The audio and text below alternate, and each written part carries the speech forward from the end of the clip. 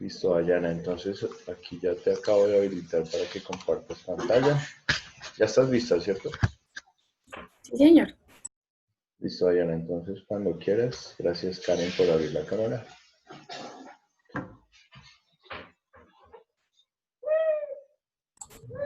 ¿Me indican, por favor, cuando les cargue? Ahí ya se ve. Bueno, buenos días para todos. A mí me correspondió el tema de enfermedades infecciosas con parásitos. Bueno, las enfermedades parasitarias son enfermedades causadas por protozoos, vermes o artrópodos.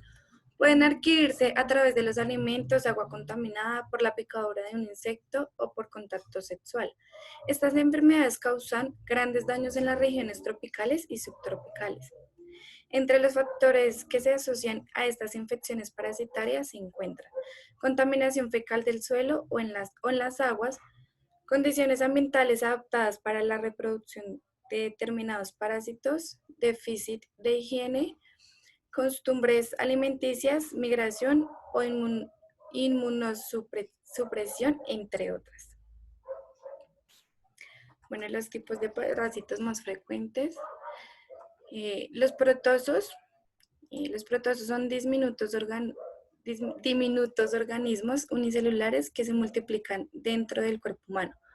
Por ejemplo, el protozoo guiar tiene un ciclo de vida clásico de 2 etapas. En la primera etapa, denominada trofozoito, el parásito se denomina anidar y consumir nutrientes del intestino delgado. En la segunda etapa se convierte en un quiste inmóvil. Los síntomas. La giardosis puede conllevar síntomas como diarrea grave o crónica, cólicos abdominales, fatiga, debilidad y pérdida de peso, entre otros. Otros protozoos importantes son la especie de Plasmodium. El Plasmodium se desarrolla en los mosquitos y los mosquitos infectados transmiten el parásito a los seres humanos al picarnos. Otros como ellos son los helmintos, son organismos grandes multicelulares que por lo general se observa a simple vista cuando son adultos. Al igual que los protozoos, los helmintos pueden ser de vida libre o de naturaleza parasitaria. En su forma adulta, los helmintos no pueden multiplicarse en los seres humanos. Hay 3 grupos importantes de helmintos. El helminto de vida de la palabra griega gusano, que son parásitos humanos. Son los tornillos sin fin parásitos que introducen en un ordenador principal vivo al alimento y a la protección del avance, mientras que causa la amortiguación, la debilidad y la enfermedad nutritiva, pobres en el ordenador principal. Estos tornillos sin fin y larvas viven en el pequeño intestino y se refieren como parásitos intestinales. Tenemos 2 tipos, uno de ellos es el gusano plano, que lo llaman platelmintos, y otros son gusanos de cabeza espinosa, que los llaman alcatocéfalos. Bueno, los gusanos planos, la mayoría son hermafroditas que habitan en ambientes marinos, fluviales, terrestres húmedos y aéreos. Muchas de las especies más difundidas son parásitos que necesitan varios huéspedes, unos para el estado larvario y otros para el estado adulto. Un tipo de gusano es el gusano plano. Los gusanos presentes en el filo son llamados gusanos planos porque tienen cuerpos aplanados y existen más de 18.500 especies de estos gusanos. Bueno, el gusano de cabeza espinosa son conocidos como gusanos de cabeza espinosa que parasitan a todas las clases de vertebrados. Estos organismos se caracterizan por presentar un cuerpo cilíndrico y presentar una estructura anterior llamada probóscide, armada con numerosos ganchos. Una de las características más enigmáticas de este grupo de parásitos es que carecen de aparato respiratorio y digestivo. Absorben todos los nutrientes por medio de difusión a través de su tegumento y posteriormente se distribuyen en el sistema lagunar de canales. Las ascariasis. Las personas contraen ascariasis al consumir alimentos o bebidas que están contaminados con huevos de ascaris. Perdón. Esta es la más común de las infecciones por lombrices intestinales. Está relacionada con una higiene personal deficiente y condiciones sanitarias precarias. Las personas que viven en lugares donde se utilizan heces humanas, deposiciones como fertilizante, también están en riesgos de padecer esta enfermedad. Se calculan que 1.000 millones de personas infectadas en todo el mundo. Si bien las cariasis se presentan en todas las edades, pero los niños parecen ser más afectados con esta enfermedad. En los síntomas, una de ellas es la tos con sangre, que es un moco expulsado de las vías respiratorias inferiores, tos sibiláceas, fiebre baja, expulsión de lombrices en las heces, dificultad para respirar, erupción cutánea, dolor de estómago o vomitar o tos expulsando lombrices. Uno de los tratamientos es radiografías con ecografías o exploraciones por tomografía computarizada o resonancia magnética. Ahí tenemos un ciclo vital de las ascariasis. Lo primero que ellos hacen es, los adultos, en los adultos siempre van al intestino delgado. Lo segundo, hacen que ellos, en los huesos no fertilizados, que no se desarrollan. También los otros huevos fértiles comienzan su desarrollo en función de las condiciones ambientales. Luego, en función de las condiciones ambientales, las larvas pueden estar desarrolladas en 2 semanas, como lo vemos acá. El cuarto son ingestión de los huevos infectados. Luego pasan al intestino delgado, que son eclosión de la larva. Por acá, ¿por qué no? El 6. Alcanzan a los pulmones por el torrente sanguíneo, y ya el 7 penetran en los alvéolos ascendientes hasta la garganta y es nuevamente tragada y llega al intestino delgado, donde se desarrolla como un adulto. Bueno, el ectoparásito. Un ectoparásito es un organismo que vive en el exterior de otro organismo, el huésped, y se beneficia de la relación a expensas de este. Algunos ectoparásitos, como las cochinillas en las plantas o los aradores de las sarnas en animales, establecen una asociación permanente con su huésped, a menudo con una fuerte reducción anatómica. Otros, como es la regla en los parásitos hematófagos, se desplazan activamente en busca de individuos a los que explotar, estando entre los más comunes las garrapatas y los piojos. Uno de los síntomas es el prurito del cuero cabelludo.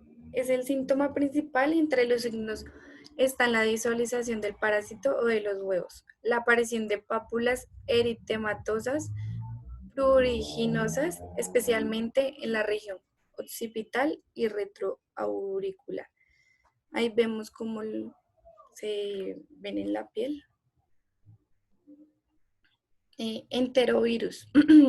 La especie mejor conocida es el Oxiuro, un parásito distribuido en todas las regiones del mundo y que provoca la infección conocida como enterobiasis. El Oxiuro vive en el tramo final del intestino delgado y en el tramo inicial del colon. Después del apareamiento del macho, él muere y la hembra emigra hacia el ano, donde emerge normalmente durante la noche, para depositar entre 10.000 y 20.000 huevos en la zona que rodea el ano. En los síntomas, habitualmente los enterovirus comunes, no los de polio, provocan cuadros respiratorios y gastrointestinales leves, con sintomatología similar a la de una gripe: fiebre, conjuntivitis, vómito, diarrea y ocasionalmente erupciones cutáneas son los síntomas comunes que provoca este microorganismo. El tratamiento, en la actualidad no hay ninguna vacuna para la infección por enterovirus ni tampoco antivirales. Una vez se ha contraído la enfermedad, el tratamiento es sintomático, es decir, orientado a paliar los síntomas, pero no dirigido a erradicar el virus del organismo. Otro de ellos es el Otziurus, que lo mencionamos anteriormente. Son parásitos que pueden vivir en el colon y en el recto de una persona. Se pueden adquirir cuando se tragan los huevos de este parásito. Los huevos se abren dentro de sus intestinos mientras ustedes duermen. Los Otziurus hembras salen de los intestinos a través del ano y ponen sus huevos en la piel que los rodean, como vemos en las imágenes. Los síntomas de la infección del Otziuro pueden comprender los siguientes. Una de ellas es el picación de la zona anal o vaginal, insomnio, irritación e inquietud, dolor abdominal intermitente y náuseas. A menudo los parásitos del Otziuro no causan síntomas. Encontré unos factores de riesgo. Entre los factores de riesgo de la infección, una de ellas es ser joven. Es más probable que se produzca una infección por el Otziuro en niños de 5 a 10 años. Los huevos microscópicos se propagan con facilidad a los familiares y las personas responsables del cuidado u otras. En niños de la escuela o centros de cuidado de los niños. La infección por el Otziuro no es frecuente en niños de menores de 2 años.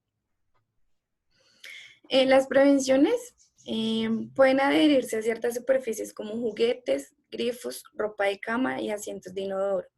Durante 2 semanas, entonces, además de la limpieza regular de superficies, los métodos para ayudar a evitar la propagación de los huevos de Otziuro y prevenir una reinfección son los siguientes. Lavado en la mañana, cambio de ropa interior, lavado de ropa en agua caliente, no rascarse y lavado de manos frecuentes.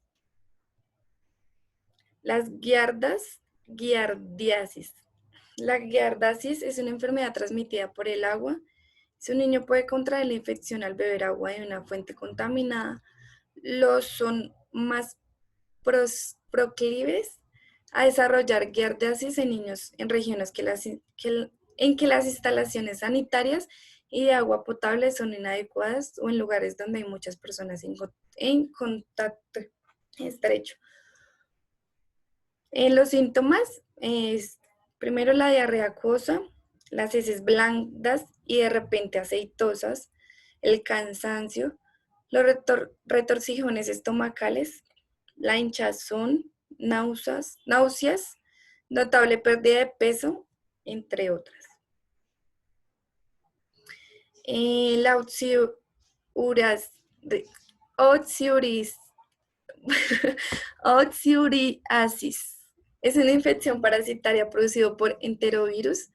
La enfermedad tiene una distribución mundial y afecta a todas las edades, aunque es más frecuente en niños pequeños que habitan, cursando en forma de brotes familiares o instituciones cerradas como colegios, guarderías o residencias. Uno de los tratamientos se realiza bien con mebendazol, 100 miligramos en dosis única y una segunda dosis en la semana. Lavendazol, 400 miligramos en dosis única. Pamoato de pirantel o piperacina. Inconveniente tratar al paciente y las personas que conviven con él en el ambiente familiar o en la institución. Uno de los síntomas es dificultad para dormir debido al prurito que ocurre durante las noches, la picazón intensa alrededor del ano, irritabilidad causada por la picazón y la interrupción del sueño, la irritación e infección de la piel alrededor del ano debido al rascado constante. Y listo, profe, estos fueron los que yo encontré. Vale. Listo, Dayana, muchas gracias. Bueno, como se pueden dar cuenta cuando hablamos de parásitos, pues son unos microorganismos que generalmente afectan a los seres humanos de manera directa. Obviamente que van a afectar también a algunas poblaciones de animales mamíferos, pero pues en los humanos tiene, digamos que una implicación en cuanto a salud pública importante. ¿Por qué? Porque pues ustedes siempre han visto que las personas consultan a un médico y siempre van a pedir eh, un desparasitante o hace un año no me purgo o regálenme una purga, doctor, o en la familia generalmente vamos a escuchar que muchas de las condiciones médicas se las atribuyen a los parásitos. Entonces, si hay personas que tienen un colon irritable porque tienen alguna, digamos que, irritabilidad ante algún alimento o algo, van a escuchar al entorno de las familias que alguien diga, no, eso debe ser parásitos. Mejor vaya a buscar una purga o vaya púrguese o haga algo relacionado con eso, porque los parásitos realmente, pues como pudimos ver, existen, son una realidad. En algunos casos son muy evidentes, como cuando Dayana decía que podíamos toser y vomitar lombrices, ¿sí? O en las mismas deposiciones se pueden ver. Cuando se tratan de estos parásitos que son obviamente visibles y hay otros que no lo son, porque vienen en forma de quistes o vienen en forma de huevos, pero que están ahí. O en ese último caso en el que ella se refirió a los oxiuros, pasa exactamente lo mismo. Son muy comunes en nuestro medio porque digamos que dentro de la forma de vida de nuestras regiones, pues encontramos algunos sitios con facilidad de que se presente pobreza extrema, ¿cierto? Y ciertas condiciones que pueden estar muy relacionadas con una parasitosis. Entonces, las enfermedades parasitarias como tal, pues hacen referencia a esos microorganismos que nos van a invadir, nos van a contaminar y se van a nutrir a expensas de nuestro cuerpo. Entonces, o nos sacan la sangre, o se comen nuestros nutrientes, o afectan nuestras células, pero para que ellos puedan sobrevivir necesitan alimentarse de nosotros. Y esa es la definición más común de un parásito. Es simplemente convivir en otro huésped y a ese huésped, de cierta manera, quitarle los beneficios de su nutrición. Entonces, si ustedes ven un niño que esté malnutrido, ¿sí? Bajo de peso, anémico, pues uno debe pensar inicialmente en que pueda tener una enfermedad parasitaria. No es que no esté comiendo bien, puede que nosotros lo estemos alimentando de manera correcta, estemos tratando de cumplir con sus necesidades básicas de alimentación, pero si tiene un parásito, pues al que estamos alimentando es al parásito y no a nuestro hijo o a nuestro eh, infante, ¿cierto? Entonces, cuando hablamos de enfermedades parasitarias, vamos a decir que son esas enfermedades debidas a organismos parasitarios. ¿Qué grupos de parásitos hay? Hay unos protozoos, unos gusanos, en algunos casos unos hongos. Y esos parásitos, recuerden que cuando vimos la clase de hongos, hablamos de que algunos eran parasitarios. Los parásitos, entonces, cualquier organismo que vive sobre o dentro de otro organismo. En este caso, ese otro organismo vivo viene a ser el huésped y el parásito viene a ser el agente, como en todo curso natural de la enfermedad. Un agente que es el parásito, un huésped que es otro organismo, que en este caso pues lo vamos a tratar en el caso de nosotros los humanos, y del cual obtiene sus nutrientes. Era lo que yo les estaba diciendo. Nosotros podemos comer muy bien, pero al que estamos alimentando es a ese otro organismo que vive al interior de nosotros y que se llama parásito. En muchos casos los parásitos dañan o causan enfermedades al organismo hospedante. No necesariamente en todos los casos. ¿Sí? Uno puede tener parásitos, esos parásitos se alimentan con nuestros nutrientes, pero no quiere decir que definitivamente nos esté generando una condición médica. En muchos casos simplemente ellos están ahí haciendo sus peces de parásito sin generar síntomas o complicaciones médicas relevantes o importantes. El problema radica entonces cuando definitivamente aparece alguna enfermedad o algún organismo importante o similar.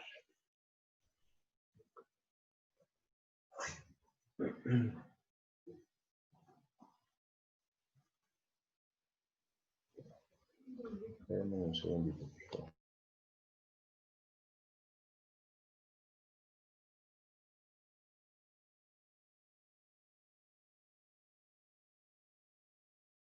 Dale colador, que no se afanen, que igual eso ya está cuadrado.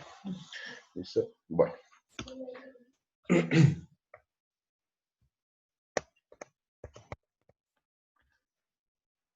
Los vectores y artrópodos juegan un papel determinante en el ciclo vital de los parásitos. ¿Alguien recuerda qué significa un vector?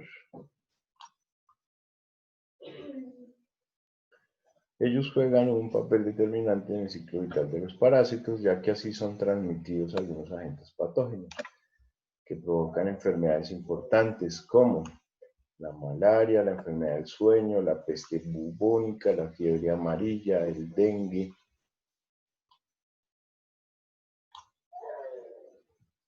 ¿Quién me puede decir qué es un vector?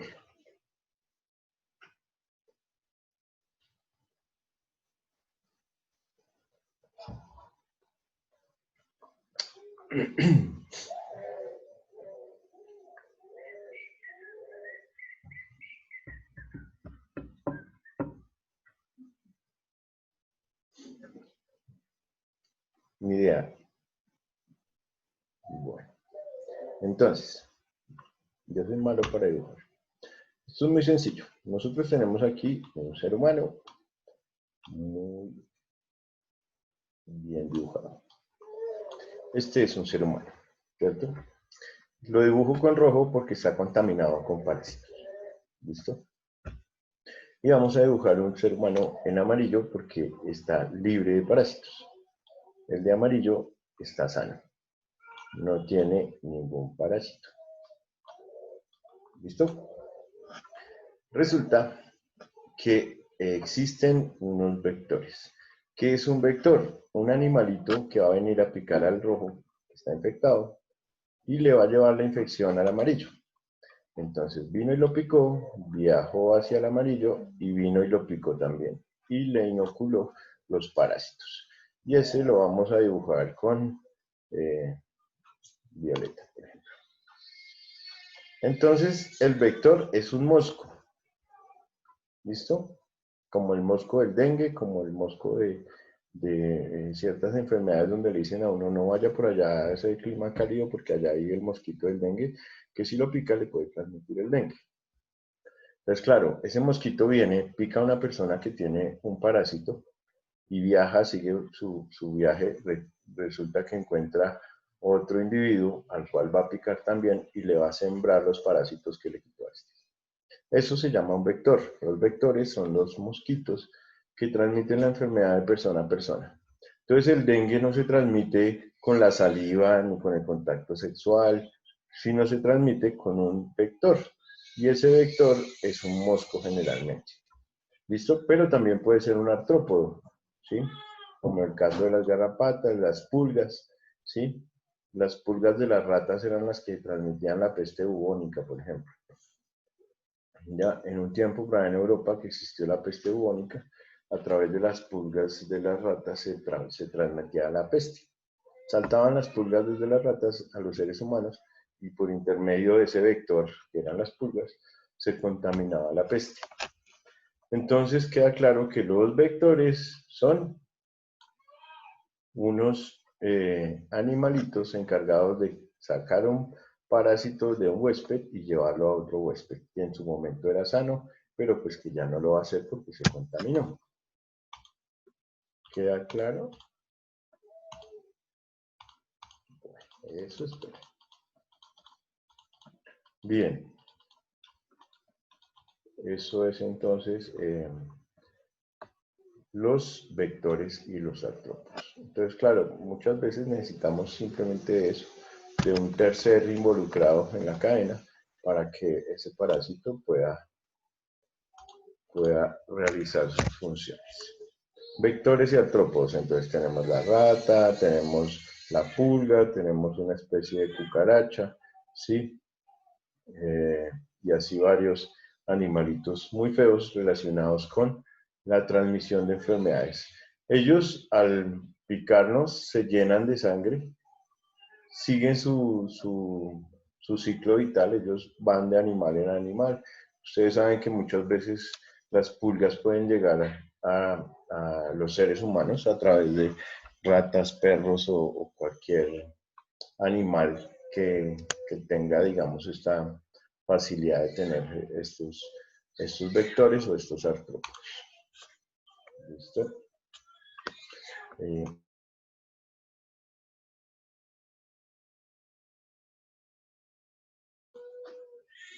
Bien, siguiente. Entonces los protozoos. ¿Qué son los protozoos? Son organismos animales unicelulares. Algunos pueden formar colonias.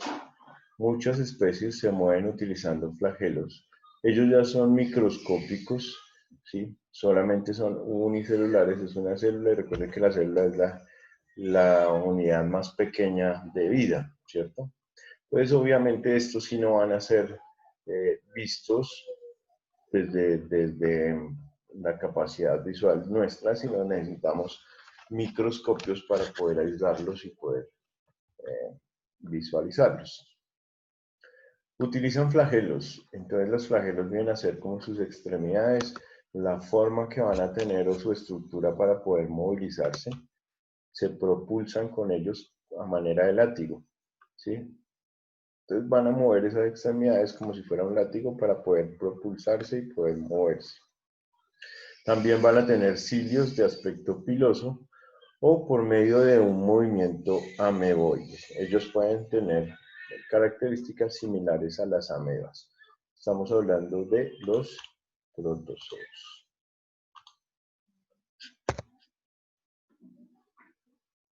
Los gusanos. Bueno, aquí solamente vamos a complementar lo que ya muy bien nos explicó Dayana, ¿cierto? Y que si le preguntamos, claro, ella está presta a contestarnos. Los gusanos pueden ser planos, que se llaman platelmintos. Son parásitos animales de cuerpo blando como las tenias, las duelas y los helmintos. Las tenias son esos gusanos muy largos realmente. Ay, chicos, me disculpan un momentico, tengo una llamada a la universidad, por favor. Bueno, bien. Estos gusanos, pues obviamente, en muchos casos tienden a crecer de una manera importante. Ellos pueden, por lo mismo que crecen y pueden ser grandes en número, pues van a obstruir en muchos casos las vías intestinales o algunas arterias o algunos sitios donde ellos se puedan acomodar.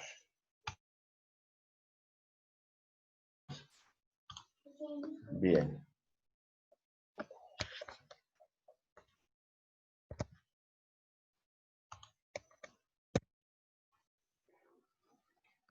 Los cilíndricos se llaman nemátodos. Vamos a apuntar eso, que es importante.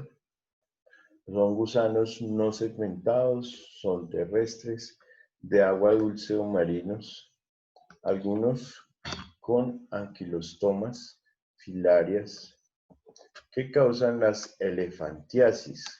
Las elefantiasis son inflamaciones de nuestras extremidades relacionadas con la obstrucción de las vías linfáticas.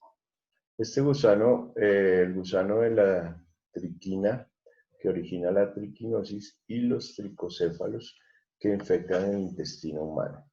Entonces ustedes los ven, tienen obviamente su forma característica de gusano, es cilíndrico en casi toda la parte de su cuerpo y termina con una especie de flagelo que es el que va a ayudar a su movilización. Se encuentran, como dice aquí, en aguas dulces o en ocasiones son marinos.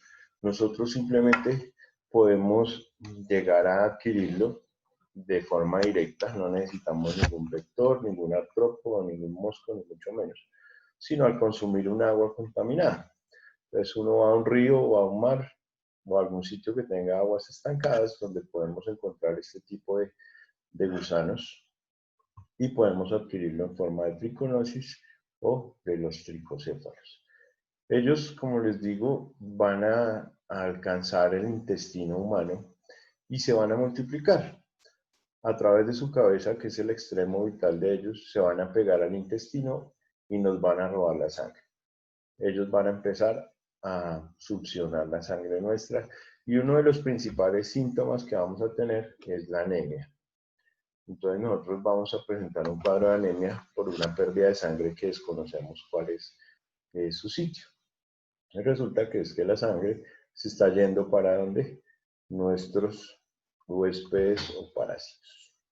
Estos parásitos, una vez se empiezan a alimentar, pues van aumentando su tamaño.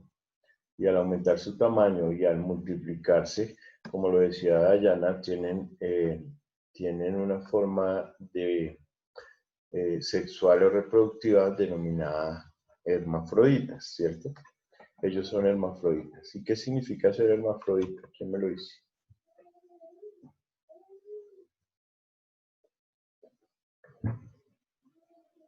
¿Qué es un hermafrodita?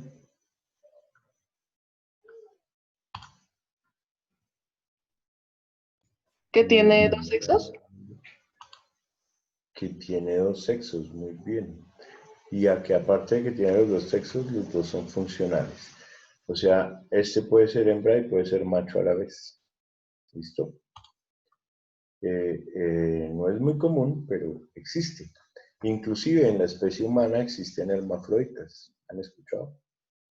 Personas que tienen, digamos que en el área genital, características sexuales de los dos sexos. Hermafroditas. Algunos niños al nacer nacen siendo hermafroditas.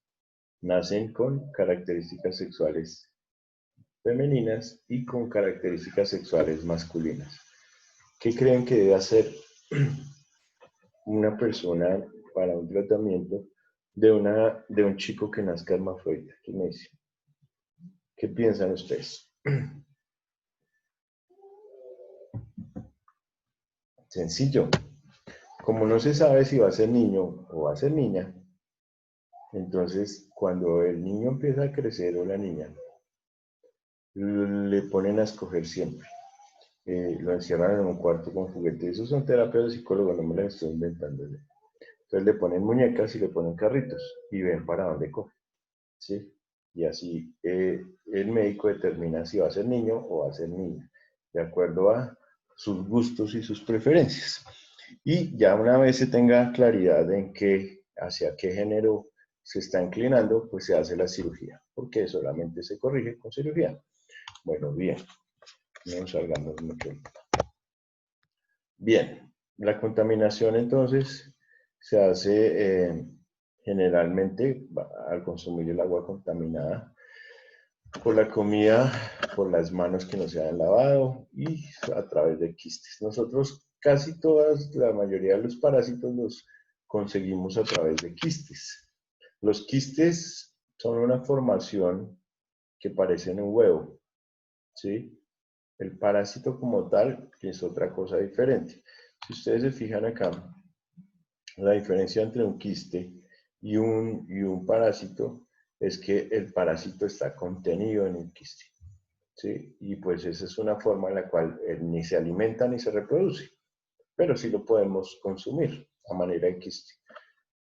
Y una vez esté en el intestino o al interior de nuestro cuerpo, pues ese quiste se rompe, se libera y ya sale este personaje a afectarnos de manera importante o a seguir su ciclo vital. Él se va a reproducir, va a formar otros quistes, nosotros vamos a tener deposiciones en forma de quistes, quedan en el ambiente, esas deposiciones vuelven a la comida y vuelven y se infectan.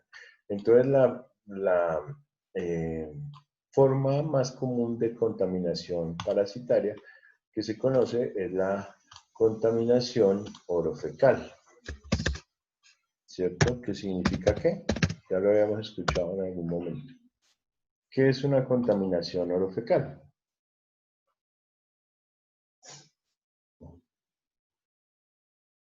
Esa contaminación significa qué?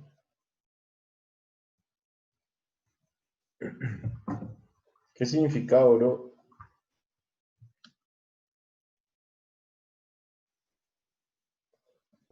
Oro significa oral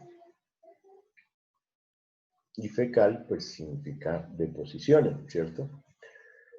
Entonces, solamente el tener contacto con las deposiciones de manera accidental, claramente, entonces eso hace que nos contaminemos.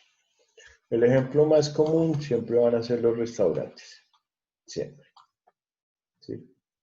Entonces, la persona que manipula el alimento tiene sus parásitos,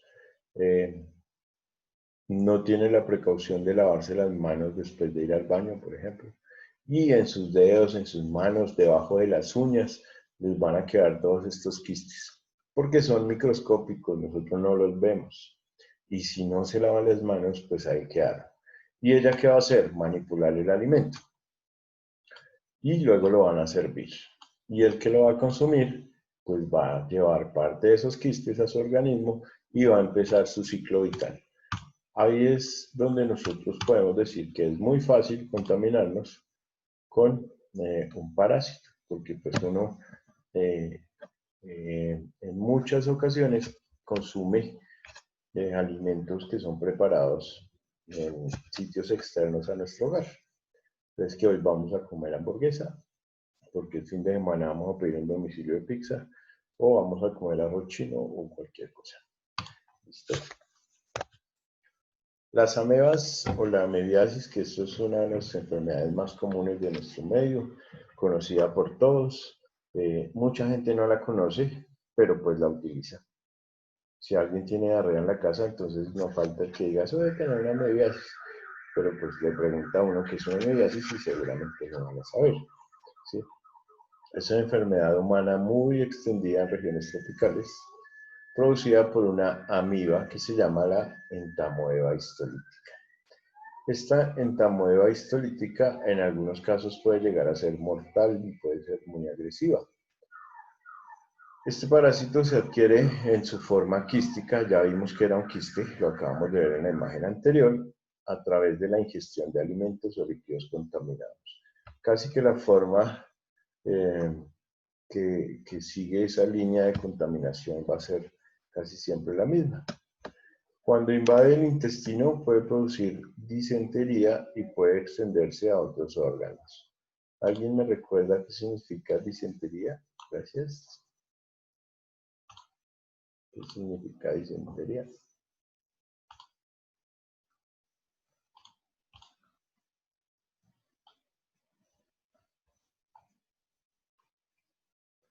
Eso no lo hemos visto, profe. Las deposiciones con sangre o moco. Una deposición con sangre o moco es una disentería y necesita tratamiento. Mientras que las que no tienen sangre y no tienen mocos son por un virus y no necesitan tratamiento. Bueno. Entonces estas amebas son muy comunes. La única forma de transmisión, la orofecal generalmente, consumir alimentos contaminados, líquidos. Y en el intestino, pues produce esas enfermedades que en ocasiones van a tener moco o sangre, que pueden llegar a ser graves, porque puede extenderse a otros órganos. Bien.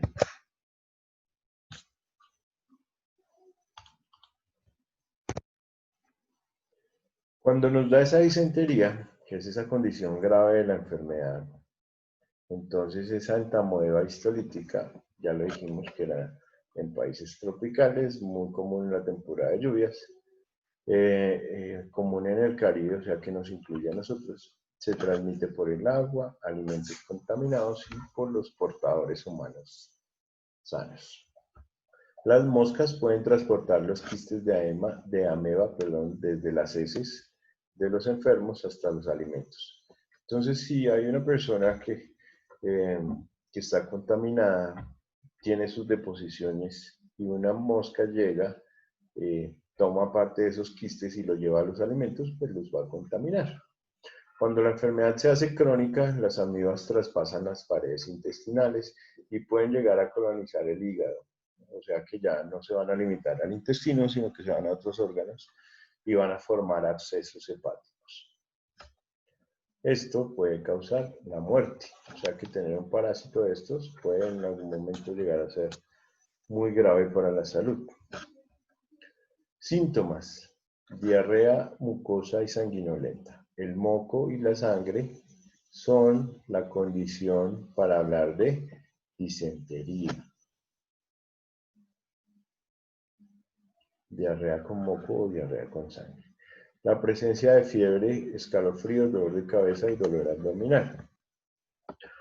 ¿Cuáles son los tratamientos? El metronidazol es el tratamiento de elección para la mayoría de los parásitos y los derivados inidazoles, que ya los vamos a ver. La ementina, la nitazoxanida y los preparados de yodo. Esta nitazoxanida es un medicamento nuevo en el mercado, se puede decir, o no muy reciente, y se ha descubierto que tiene unas capacidades antiparasitarias muy importantes. Entonces, uno está acostumbrado a que le formulen albendazol, mebendazol o pamato de pirantel. Pero cuando ustedes se quieran desparasitar, yo les recomiendo la nitazoxanida. Bueno, este es un buen antiparasitario. ¿Cómo se toma la nitazoxanida? Pues voy a colocar acá.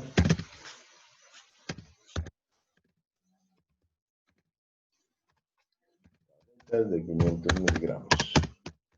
La caja trae 6 pastillas.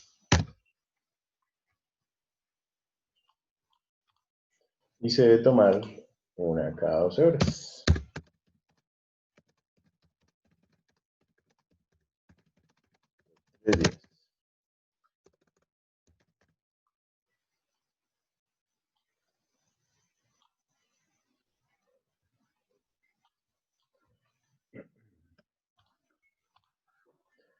Tomar una tableta cada 12 horas por 3 días. Eso produce como una orina amarilla fluorescente o verde fluorescente, pero es normal del medicamento. Pero es uno de los mejores antiparasitarios que hay. Y que no tiene contraindicaciones como el metronidazol, como por ejemplo el alcohol. ¿Sí? Que una persona consuma metronidazol y tome licor es prácticamente un suicidio. Siguiente. Los oxíuros. Estos son muy interesantes. Los oxíuros, como lo mencionó Diana, generan un proceso infeccioso y el parásito que causa se llama o se conoce como el oxiuro. Este oxiuro es una lombriz blanca, un gusano nematodo, parásito del intestino humano. Infecta en mayor frecuencia a los niños que a los adultos y mide alrededor de 1 centímetro de largo. O sea, este sí podría llegar a ser visible a los ojos humanos, ¿cierto? Se produce por la ingestión de agua y alimentos contaminados con huevos de lombrices. Los gusanos adultos se desarrollan en el intestino y ponen sus huevos en la región anal. Esta es la causa por la cual uno de los principales síntomas de los oxiuros es el prurito anal. Las personas que les rasca o generan prurito en la región anal de manera importante, pues como primera posibilidad siempre deben pensar en una oxiurosis o en una enfermedad por oxiuros. Oxiurosis o enfermedad por oxiuros. Trastornos intestinales como vómitos, esa comezón que puede ser también nasal, un bruxismo y un nerviosismo. ¿Qué es un bruxismo? ¿Quién me dice? Que los dientes como que aprietan y empiezan a moverse. Esa, muy bien. Entonces, cuando ustedes ven un bruxismo en alguien, van a decir, este tiene parásitos. Esas personas que están como durmiendo, ustedes les ven ahí como apretando los dientes y moviéndolos como de manera involuntaria. Eso es un bruxismo. Bien. ¿Ustedes saben cómo se diagnostican los oxidos? ¿Cuál sería el método diagnóstico para los oxidos?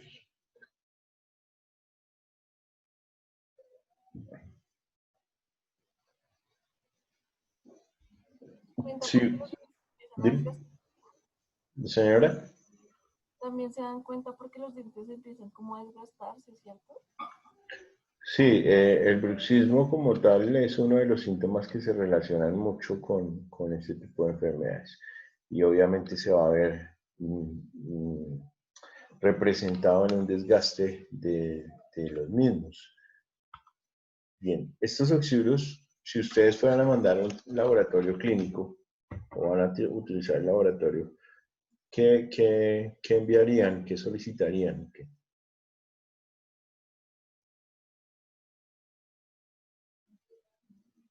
Uno pensaría en un coprológico, por ejemplo, una muestra de materia fecal y llevarla a un microscopio, un coproscópico, pero resulta que no, ahí no se dejan ver. Ellos están adheridos a las paredes intestinales y no salen con las deposiciones. Entonces, los oxiuros, uno pensaría que al extender la materia fecal en una lámina y llevarla al microscopio, pues los va a identificar y resulta que no. Ellos no son barridos con la deposición, sino van a estar adheridos al intestino. La única forma que hay para determinar un oxiuro es durante la noche poner una especie de adhesivo en la región anal. ¿Sí? Un adhesivo es como una cinta pegante que se pone en la región del ano. Y estos oxiuros en la noche siempre van a salir por el ano a poner sus huevos. Por eso generan esa piquiña, ¿sí? Que es muy característica, las personas se rascan y es porque ese parásito está saliendo en la región del ano a poner sus huevos. Pero como les vamos a colocar esa cinta adhesiva, ellos se quedan pegados ahí. Y al día siguiente se retira y esa sí se lleva al laboratorio. Y en el microscopio vamos a ver los oxiuros pegados a la cinta adhesiva. Esa es la forma de hacer un diagnóstico de una oxiurosis. ¿Listo? Bien. El Ascaris lumbricoides. Este también es un parásito muy común en nuestro medio. Fíjense de su forma característica. Cuando uno los ve aquí en fotos, pues les causa como malestar de solo verlos, pues imagínense y saber que están al interior de nosotros. Pues peor la cosa.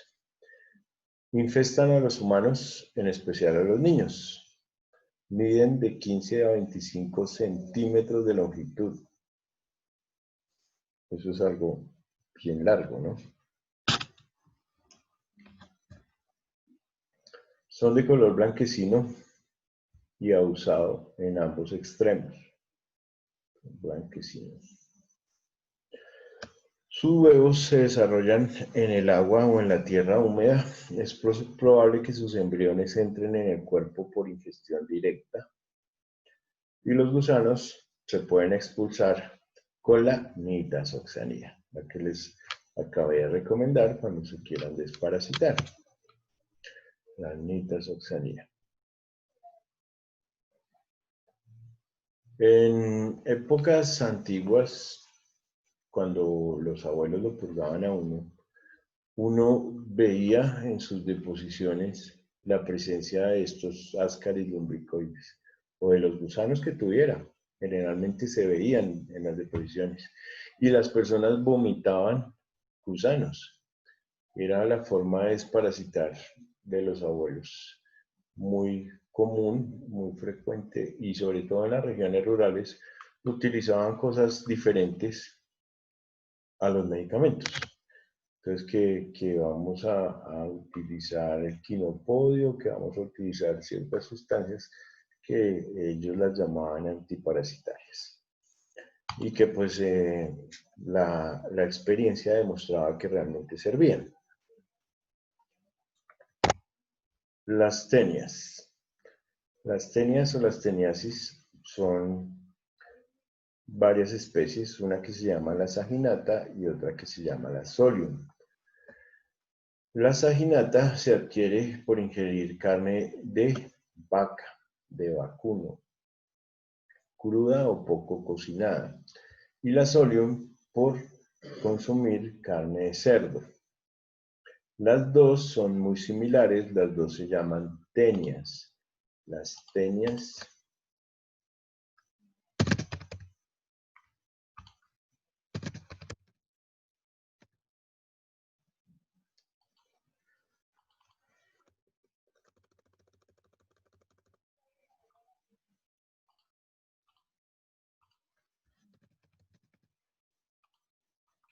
bien, estas tenias son la saginata y la solium.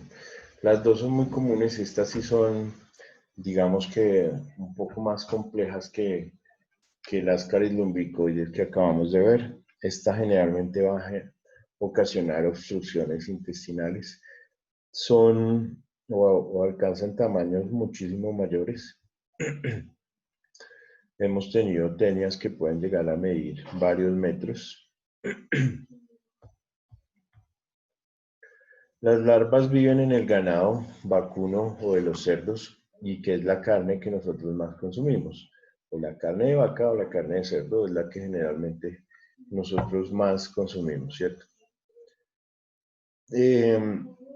Al ser humano es el huésped definitivo de estas tenias. Nosotros las adquirimos a través de la alimentación. Todo está relacionado con la carne cruda o mal cocinada. Entonces, una de las precauciones que debemos tener nosotros al cocinar la carne de cerdo o de vaca es eso. La cocción debe ser pues en un punto que realmente no nos vaya a quedar cruda, ¿cierto? O poco cocinada. Los síntomas son trastornos gastrointestinales, presencia de náuseas y pérdida de peso. Y el tratamiento es la nitazoxanida, el mismo que les mencioné hace un momento.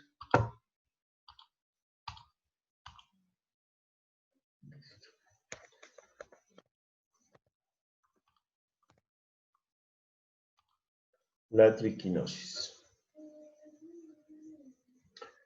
Esta es causada por la Trichinella spiralis. Tiene que ver directamente con ingesta de carne de cerdo. Sigue siendo entonces una de las carnes más consumidas por nosotros, ¿cierto? La carne de cerdo. Los quistes de la triquina en el cerdo se destruyen completamente mediante la congelación de la carne a temperaturas menores a los 15 grados centígrados durante 21 días o menor a 30 grados durante 25 horas aproximadamente. Las larvas de triquina no enquistadas se destruyen al calentar la carne a temperaturas de 66 grados centígrados. En la fase de infección, las larvas producen una irritación grave del tracto intestinal. En la fase invasiva hay espasmos musculares y dolores en las articulaciones. Entonces, dentro de los síntomas importantes vamos a tener el dolor abdominal, las náuseas, el vómito, emisión de heces líquidas, o sea, diarrea, edema facial, en especial alrededor de los ojos, y dolores de cabeza que pueden generar en ocasiones delirios. También afecta al músculo cardíaco. Y el tratamiento es con tiabendazol.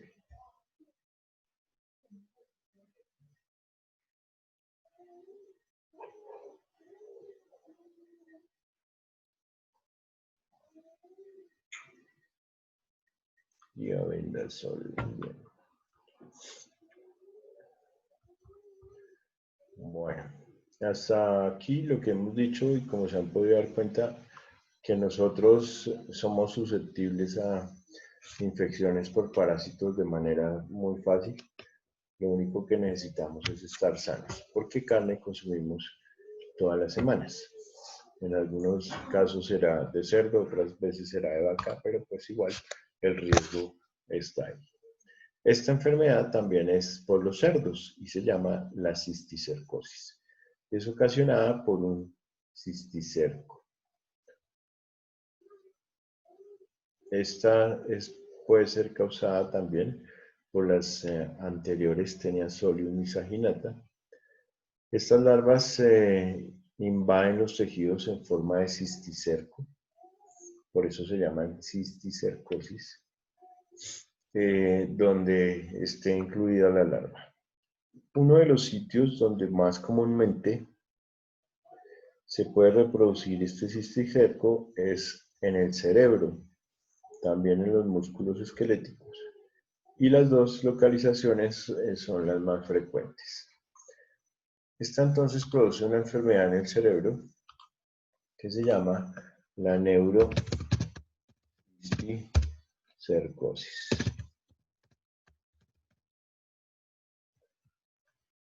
La neurocisticercosis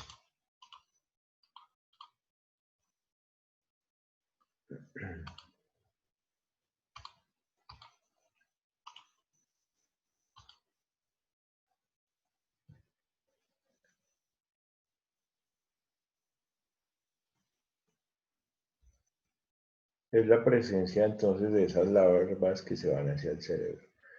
Esta pues es muchísimo más grave porque si hacemos imágenes diagnósticas vamos a encontrar larvas en algunas partes. El diagnóstico siempre se va a realizar con imágenes diagnósticas, siempre. Entonces una tomografía, que es el examen mandatorio para este tipo de condiciones, nos va a manifestar la presencia de imágenes típicas de presencia de cisticercos.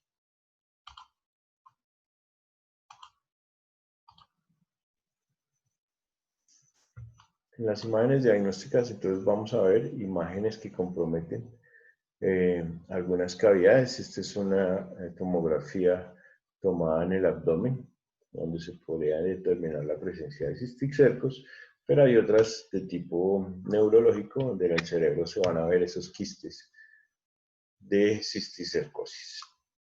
El tratamiento es con praziquantel, la cirugía cuando es en casos graves, medidas de soporte vital cuando la persona está muy afectada, manejar una buena higiene personal.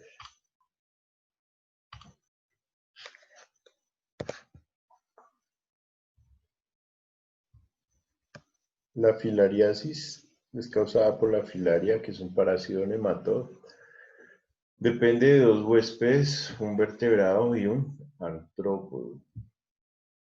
Se desprenden en el estómago del insecto y penetran en su tórax. Cuando éste se alimenta de la sangre del vertebrado, penetran bajo la piel del segundo huésped y se incorporan al torrente sanguíneo a través de la perforación realizada por el insecto a los tejidos subcutáneos. Entonces, esta sí necesita un vector, un artrópodo.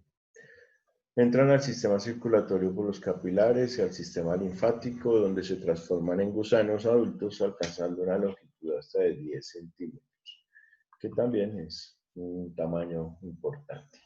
Los tipos de filariasis está la linfangitis, que es una inflamación de los vasos linfáticos, la elefantiasis por picadura del mosquito y el parásito Wuchereria bancrofti, la loaiasis, que es un gusano de loa, la oncocercosis por picadura de un jejen y el parásito Onchocerca volvulus. Bien. En la elefantiasis, pues como se pueden dar cuenta, la afección del sistema linfático es bien importante y el aumento de tamaño de nuestras extremidades inferiores se vería representado de esta manera. Entonces, las elefantiasis son esa enfermedad del sistema linfático que es un enorme aumento del volumen de la región afectada. Puede estar recubierta por una piel muy endurecida, como la de los paquidermos. Entonces, una inflamación más un cambio en la piel o en la textura, pues hace esa similitud con los elefantes, motivo por el cual le pusieron esa denominación. Se produce por bloquear o el bloqueo de vasos y ganglios linfáticos por esos gusanos de filaria que van a tapar los vasos linfáticos. Estos parásitos se transmiten con la picadura de los mosquitos. Las regiones más afectadas son las extremidades y el área genital. Necesitamos un fármaco antifalaria, que es la dietilcarbamazina y, en casos graves, la cirugía. Dietilcarbamazina.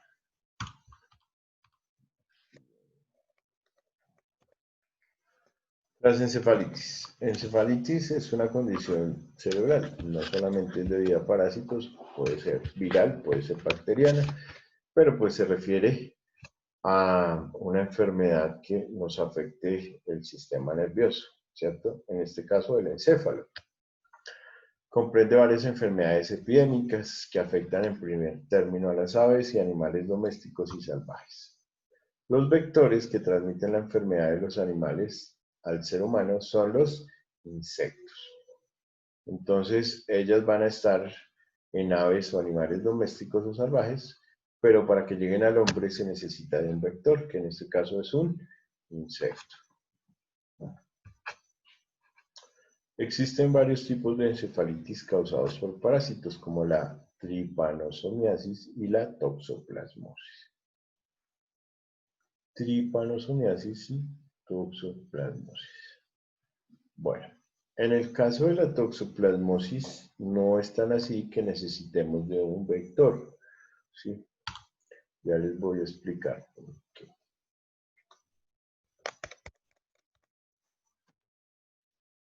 Vamos a empezar hablando por la trypanosomiasis, conocida también como la enfermedad del sueño. Enfermedad crónica endémica y epidémica, causada por el Trypanosoma brucei y también por el Trypanosoma cruzi. Es el mal de Chagas, muy frecuente en nuestra región, el Chagas. Para ser transmitida necesita una mosca que se llama la mosca tsetse. Esta mosca tsetse es de Sudáfrica. Los parásitos son absorbidos por el insecto cuando pica a una persona infectada y tras un periodo de desarrollo pueden ser introducidos en el torrente sanguíneo de personas o de víctimas sanas. Entonces, la mosca tsetse pica a una persona infectada. Luego, en su interior, digamos que hace el desarrollo de los parásitos y van y lo inoculan en una víctima sana. La enfermedad del sueño, causada por el tripanosoma. Pregunta de examen.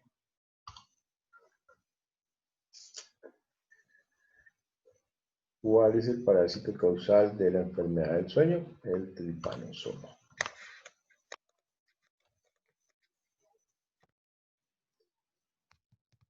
Síntomas. Cuando empezamos, la aparición de la lesión es un chancro en la zona de la picadura. Posteriormente hay una taquicardia, un aumento del tamaño del vaso. ¿Cómo se llama el aumento del tamaño del vaso?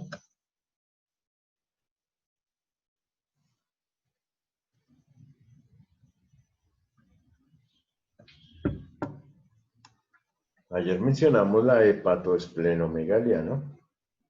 Ah, sí, claro. Ah, bueno, es que ayer no hubo mucha gente en clase. Bueno, la hepatomegalia es el aumento del hígado, la esplenomegalia es el aumento del vaso. Bueno, entonces el aumento de tamaño del vaso se llama esplenomegalia. La erupción cutánea y fiebre afectan el sistema nervioso, cambios de carácter, somnolencia, pérdida de apetito, posible coma y con frecuencia la muerte. Entonces es una enfermedad grave. Se conoce como el mal o la enfermedad de Chagas. Las enfermedades chagásicas en Colombia son frecuentes, más en la región de los Santanderes. Bueno, ¿qué pasó, Karen? Bueno, que afecta con más frecuencia a los niños. También cursa con fiebre y afección del vaso, el sistema nervioso, el hígado, el músculo cardíaco y puede ser mortal. Entonces, la enfermedad de Chagas en Colombia es un hecho y es una realidad. Enfermedad de Chagas. En las primeras fases mejora con la administración de varios fármacos antiparasitarios. En fases avanzadas, los fármacos que contienen arsénico solamente. ¿Cómo se llama la enfermedad? Tripanosomiasis. Tripanosomiasis. Y el vector se llama la mosca tsetse. Lo tomaron, lo apuntaron, la mosca tsetse, el Trypanosoma cruzi, y la enfermedad se llama la tripanosomiasis. Siguiente. La toxoplasmosis. Esta sí no necesita de un vector. Entonces,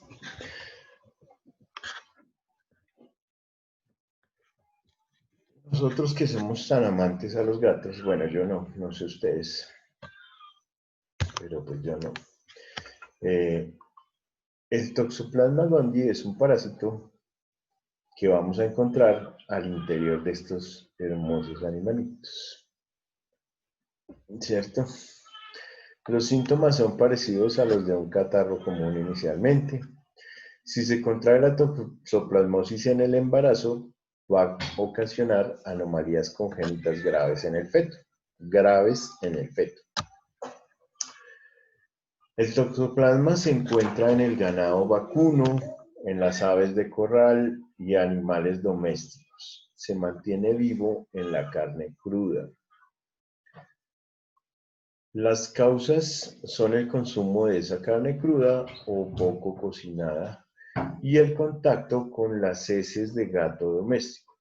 Por eso digo que esta enfermedad no necesita de un vector, sino simplemente tener contacto con las deposiciones de un gato de la casa.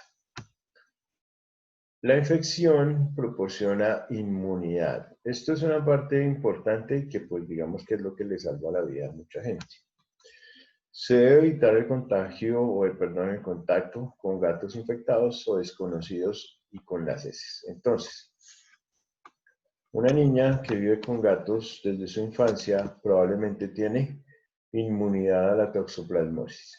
Eso quiere decir que al momento de embarazarse, pues no va a generarle problemas a su embarazo.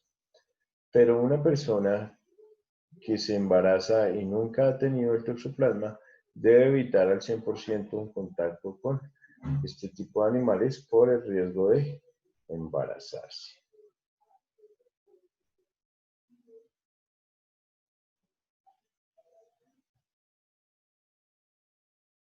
Bien.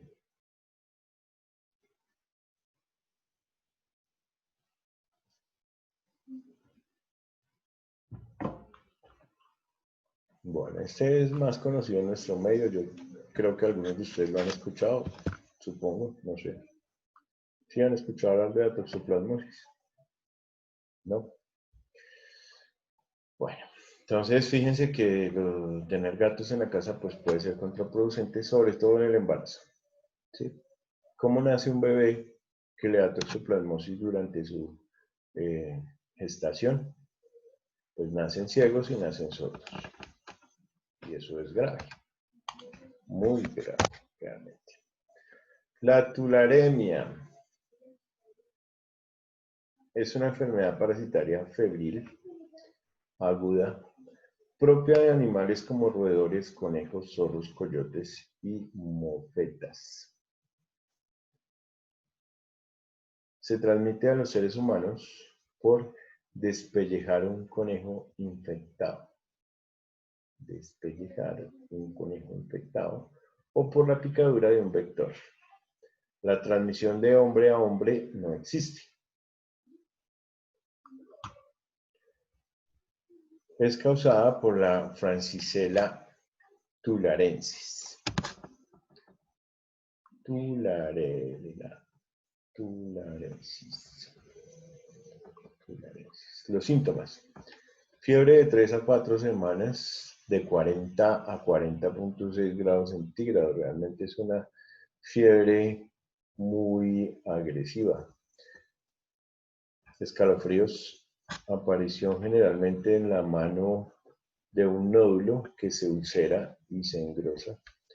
Debilidad general, neumonía y en casos raros, afectación del corazón, la cavidad abdominal, los huesos o las meninges. El tratamiento es con antibióticos. Tratamiento es con antibióticos.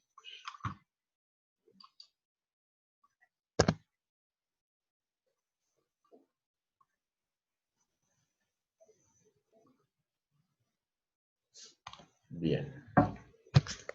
Siguiente. Los esquistosomas son enfermedades causadas por duelas de la sangre, esquistosoma manzoni. Se encuentran en los países tropicales y subtropicales. Las duelas adultas parasitan a un humano. Las larvas inmaduras viven en caracoles y las larvas maduras vuelven al agua y penetran en la piel del mamífero, emigrando por los vasos sanguíneos hasta transformarse en adultos. Su prevención se hace a través de la erradicación de los caracoles.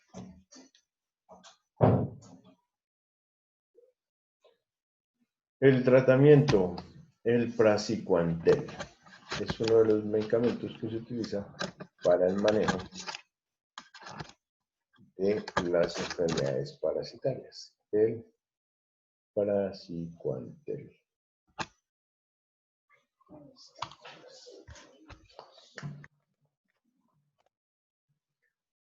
La malaria o el paludismo, que la vamos a ver el próximo lunes en la exposición de enfermedades tropicales. Es una enfermedad humana de aves y de monos. Entonces solamente está compartida por el hombre, algunas aves y los monos. Se transmite por la picadura de mosquitos denominados el Anopheles aegyptus, que es este de aquí.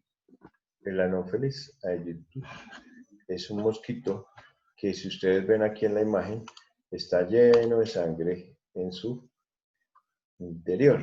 Ese Anopheles aegypti es el vector que va a transmitir la malaria o el paludismo. Malaria o paludismo son lo mismo. En regiones tropicales y subtropicales, Colombia es una de esas regiones, por estar en el trópico. Está erradicada en Europa, en América Central y del Sur, pero no en África. En África aún no está erradicada la enfermedad. Sin embargo, ya está erradicada en Europa, América Central y América del Sur. ¿Gracias a quién? A ver, muchachos, ustedes que son tan conocedores de ciencia y de historia. ¿Gracias a quién se erradicó en Europa, América Central y América del Sur la malaria o el paludismo?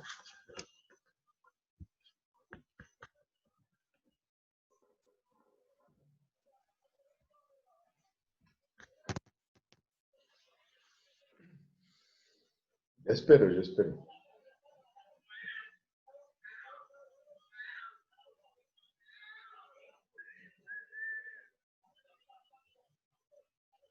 Digan algo.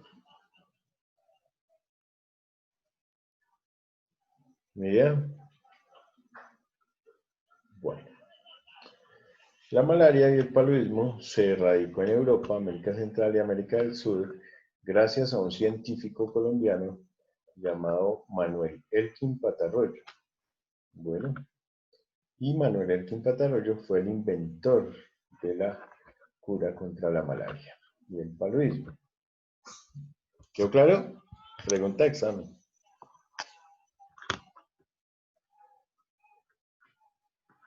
La malaria terciaria es causada por el Plasmodium vivax. La malaria terciaria maligna o la fiebre de la selva es mortal y es producida por el Plasmodium falciparum, y el Plasmodium malaria es el de la cuartana o causada por malaria cuartana causada por el maleario. Entonces existen tres tipos de Plasmodium, que es como ese parásito: el Plasmodium vivax, el falciparum y el malaria. El cuarto tipo de malaria no tiene nombre y es la más rara, causada por el Plasmodium ovale. 4 tipos de parásitos diferentes que generan malaria o paludismo: el vivax, falciparum, malaria y ovale.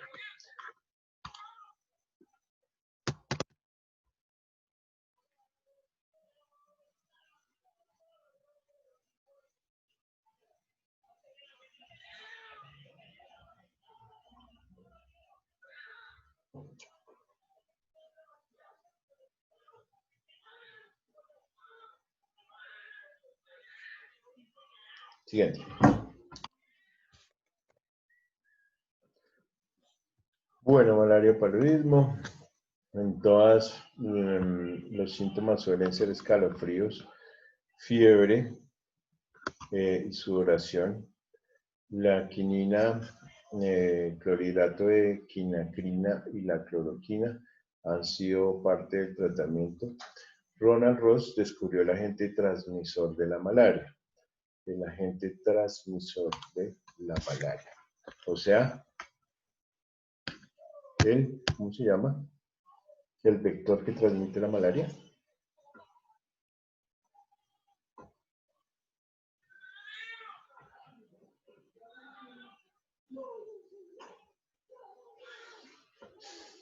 Profe, qué pena contigo. ¿Puedes volver a repetir la pregunta? Es que no alcanzo a escuchar. ¿Cómo se llama el agente que transmite la malaria o el vector?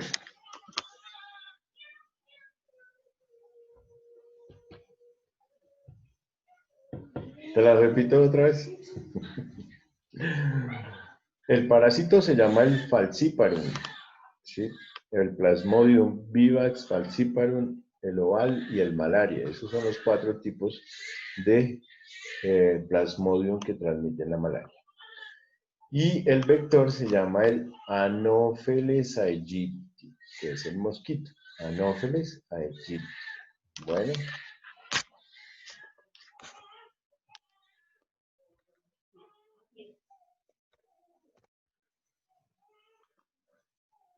La anquilostomiasis o la uncinariasis. Enfermedad producida por nematodos que parasitan el intestino delgado. El Necator americanus, el Ancylostoma duodenale y el Ancylostoma ceylonisum, o sea, el ciego. Las larvas están presentes en el suelo de terrenos húmedos, penetran a través de la piel, de la piel al interior, pasan a los vasos sanguíneos hacia los pulmones, ascienden hacia la faringe, donde son deglutidas y complementan su desarrollo en el intestino en su forma adulta.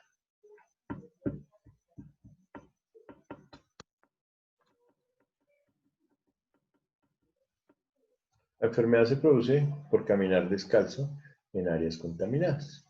Entonces las personas caminan descalzas, llevan por el torrente sanguíneo hacia los pulmones, luego él los pasa hacia la laringe donde nosotros los comemos y de ahí se van hacia el intestino.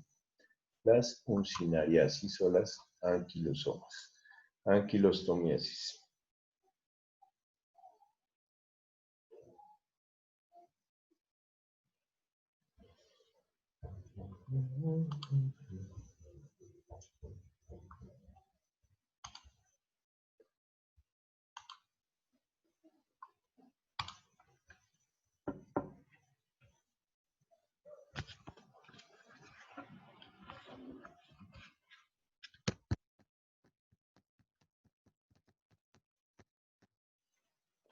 ¿Listo? Síntomas: prurito y máculas eritematosas en la piel, tos o sibilancias, dolor abdominal con diarrea intermitente. En formas crónicas se caracterizan por una anemia, deficiencia de hierro, debido a pérdida crónica de sangre por el tubo digestivo. Lo que les decía, algunos parásitos nos roban la sangre y nos generan una anemia. En los niños se puede producir un retraso en el crecimiento. El diagnóstico se realiza mediante la identificación de los huevos en las heces, entonces es así con un coproscópico, es muchas veces suficiente. Y el tratamiento se hace a base de mebendazol y pamoato de pirantel.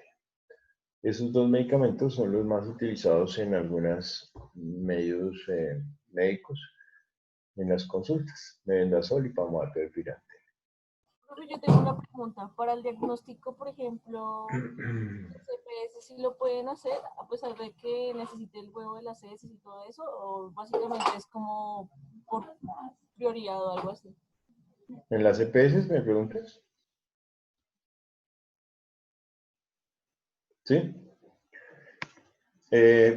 Pues mira, digamos que uno cuando asiste a una consulta médica se limita a formular esto sin tener pruebas de que el paciente esté con parásitos. O sea, tú vas cada 6 meses o cada año a un médico de pronto y yo te digo, mira, tómate un mebendazol y un pamoato de pirantel, vamos a desparasitarse pensando en que tengas parásitos. No, no lo vamos a comprobar. Pero sin embargo, si tú vienes y me dices, doctor, es que he tenido diarrea, he tenido dolor, he tenido malestar, tengo anemia, pues yo pensaría entonces en hacerte un laboratorio clínico que se llama el coproscópico, que es un examen donde yo voy a identificar este tipo de huevos. Solamente se van a ver de forma directa bajo el microscopio, ¿sí? Yo lo pido solamente si lo considero necesario. De lo contrario, pues me limito a darte el tratamiento, que igual las tengas o no las tengas, pues el tratamiento te las va a erradicar. ¿Listo? Uno de estos medicamentos fueron los que generaron el problema con los niños que se murieron hace poco. Recuerdan que les formularon mebendazol y en la farmacia les dieron fue tramadol. Eso. Tricomoniasis. Esta es la más común de las enfermedades parasitarias vaginales de trabajadores sexuales. La enfermedad del aparato urogenital del hombre por protozoos se llama Trichomonas vaginalis, parásito único que se transmite a través de las relaciones sexuales. Es el único parásito que se transmite a través de las relaciones sexuales.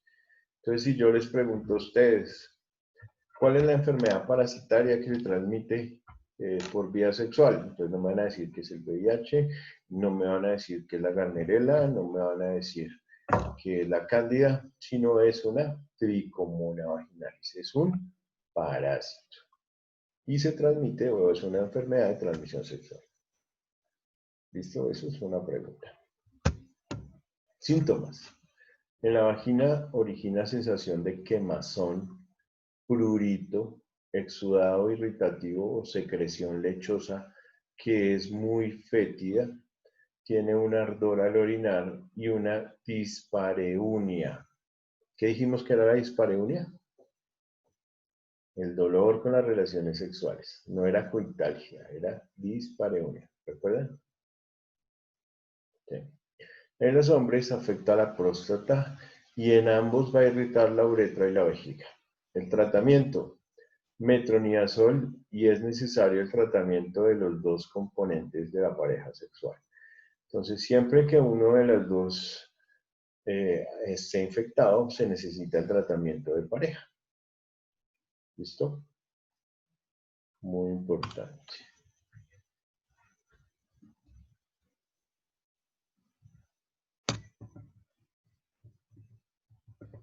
Vamos a terminar.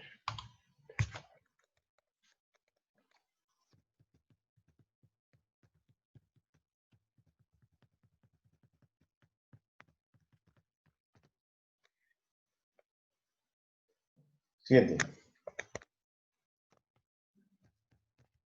La peste bubónica. Esta se propaga por la pulga de la rata. Recuerdan que les dije al principio de la clase. A través de las ratas se transmitía la peste bubónica. Y se transmite por el Xenoxilia cheopis. Xenoxilia cheopis. Se caracteriza por bubones que son ganglios linfáticos inflamados e hipertróficos, o sea, agrandados, en la ingle, las axilas o en el cuello. Si yo veo ganglios inflamados en la ingle, en las axilas y en el cuello, lo primero que yo pienso es en una leucemia. ¿Listo? Pero pues en este caso es una peste bubónica. Es mortal. La peste bubónica es mortal. Síntomas. Cefalea, náuseas, vómitos, dolores articulares y sensación general de enfermedad, o sea, un malestar general. Los ganglios linfáticos de la ingle y con menos frecuencia los de la axila y el cuello se vuelven dolorosos y se inflaman. Las temperaturas acompañan de escalofríos, se elevan entre 38.3 a 40.5 grados centígrados. Tanto la frecuencia cardíaca como la respiratoria van a estar aumentadas y el enfermo se encuentra exhausto y apático. Los bubones crecen hasta alcanzar el tamaño aproximado de un huevo de gallina. Entonces esos ganglios de la ingle, de las axilas y del cuello pueden alcanzar tamaños aproximados o similares a los del huevo de una gallina. Las medidas preventivas y sanitarias son la desratización, o sea, eliminar las ratas. Los enfermos deben ser aislados en reposo y alimentados con líquidos y alimentos de fácil digestión. El tratamiento son los sedantes, las sulfamidas, las estreptomicinas y las tetraciclinas. Son tratamientos bien agresivos. Muy bien. Entonces, conclusión. Todas las enfermedades parasitarias son eso. Un microorganismo que ingresa al cuerpo humano, que es el huésped, y el huésped tiene que padecer la mayor cantidad de infecciones. Las principales vías de transmisión de los parásitos son las orofecales. Entonces, no se confíen en las comidas de restaurante, porque pues nosotros no sabemos cuál es la higiene de la persona que manipula el alimento. Es preferible comer en casa, siempre. Adicional a eso, pues los vectores. Afortunadamente, y para la altura de Bogotá, en Bogotá no sobrevive ese Anopheles aegypti, que es el causal de la malaria, ni tampoco sobrevive el otro vector, que es el causal del dengue. Entonces, eso es más una enfermedad de los climas cálidos, de Girardot y otras regiones del país.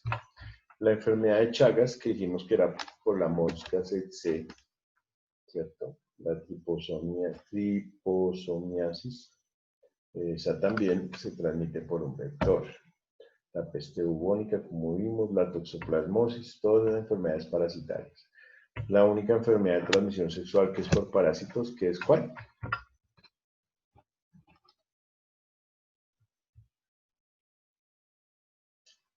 La yo no sé, trichomanas, algo así. La tricosomiasis, los tricosomas. Bueno, esa es el... Bueno, bien.